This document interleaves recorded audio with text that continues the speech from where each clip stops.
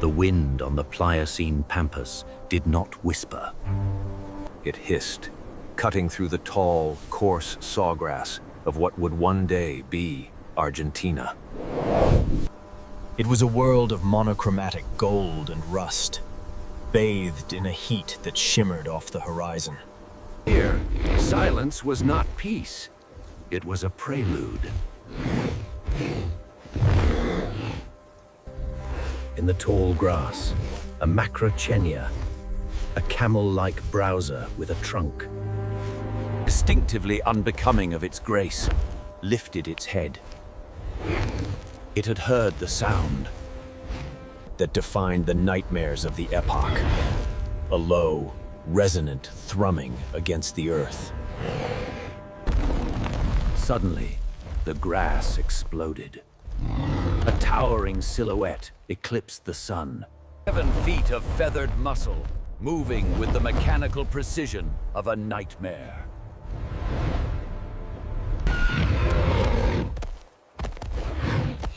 The beak was not merely a mouth. It was a hatchet, a curved hook of keratin the size of a human head.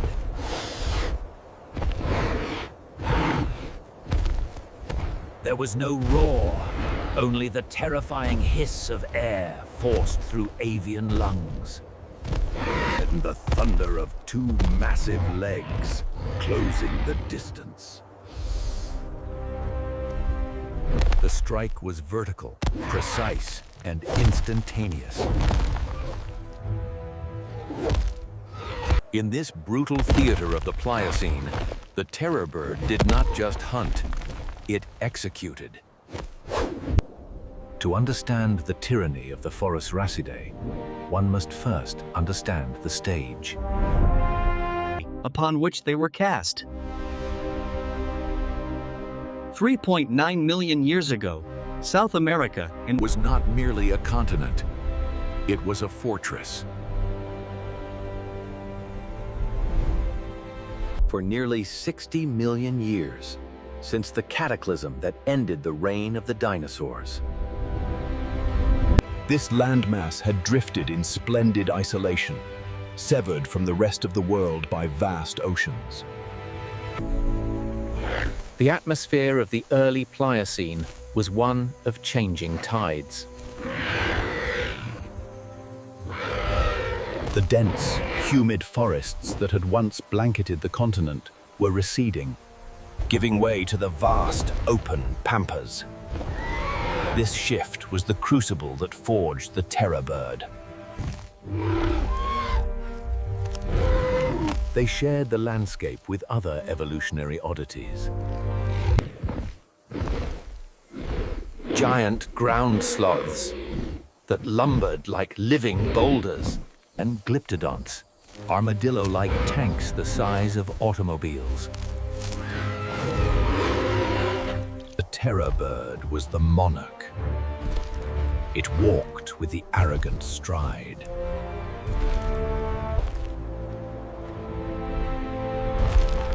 A creature that had never known a superior, dominating a food chain that seemed almost alien to modern sensibilities.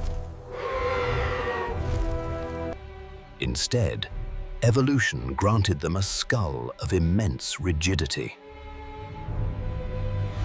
and a beak that functioned as a pickaxe.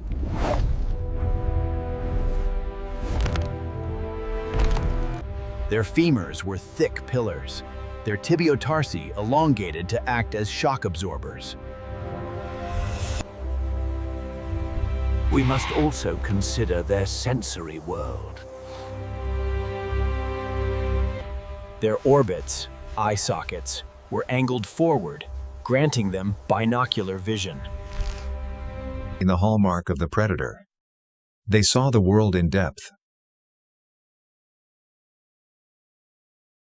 and high definition. In the tall grasses of the Pliocene, they were the watchtowers.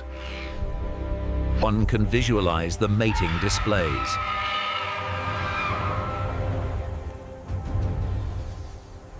Vivid coloration on the beak or feathers, deep, booming vocalizations resonating across.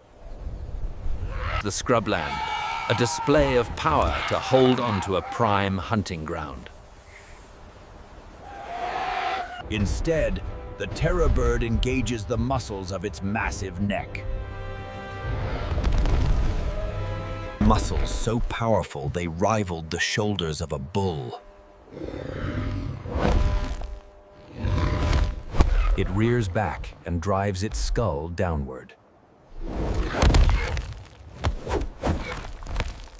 The hooked tip of the beak strikes the prey's spine.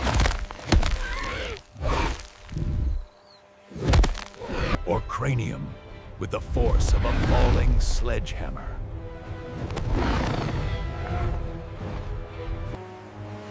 Perhaps the most audacious chapter in their biography is the story of Titanis Walleri.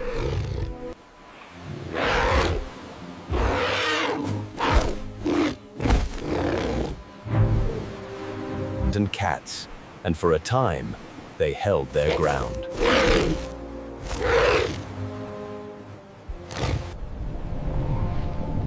Around 3 million years ago, the Isthmus of Panama fully closed. The isolation of South America ended. The fortress gates were thrown open. And the great American biotic interchange began in earnest.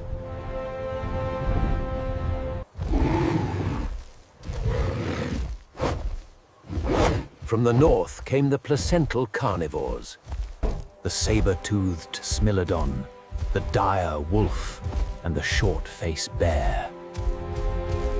The invaders brought new tactics. Wolves hunted in packs, utilizing strategy and endurance that the solitary terror bird could not match.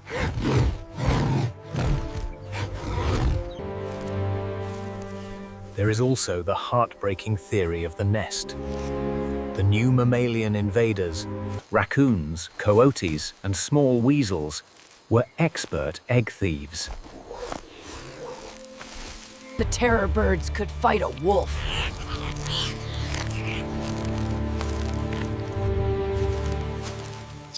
But they could not fight a silent, nocturnal raid on their future generation. By the early Pleistocene, their reign was collapsing.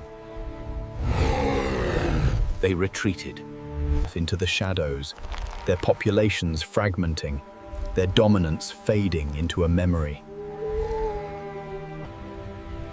Today, their legacy survives only in the faint echo of their closest living relatives. The seriemas, small, roughly beautiful birds of the South American grasslands that still kill snakes by slamming them against the ground.